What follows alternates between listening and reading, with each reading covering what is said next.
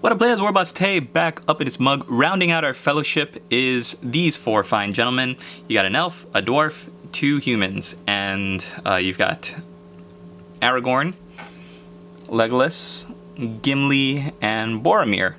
So Warboss standard, again, just like the Hobbits, and I think that's really, you don't have to go too much higher than that, because a War Master standard would just add more highlights, more freehand. Like Boromir's got a very simple basic freehand of gold on his sleeve there to match the costume in the movies. And I think a War Boss standard, though, can really bring out the simplicity in the sculpts.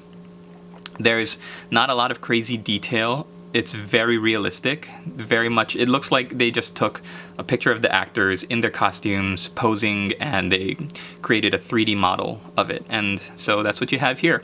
Hey, just some tips and tricks. If you want a nice reddish brown hair color like Sean Bean's Boromir had, Mournfang Brown shaded with Known Oil rather than Agrax Earthshade. Agrax Earthshade is already a brown wash, so if you put that onto reddish brown already, it's not going to do too much. Put a black wash, Known Oil, and it's going to shade it really nicely. You can bring that reddish brown back up with Mournfang Brown. Looks very good.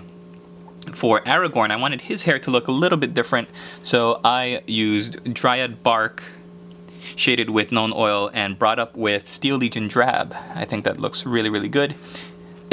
Okay, so the tricky thing was I didn't want to copy Games Workshop's color scheme because too much. I kind of wanted to go more with what the movie actors look like in costume. Some of Games Workshop's painters, when they painted these models for their heavy metal range or gallery, they kind of added, I would say, like a little bit more color than there was. Like Aragorn's cloak, or not cloak, his coat. If you look at the Games Workshop colors, it looks very bright green, almost like I want to say like when the Games Workshop Dark Angels, the green armor is painted up with moot green. It almost looks like it's gone in that direction. I wanted to make these guys a little bit more realistic and drab.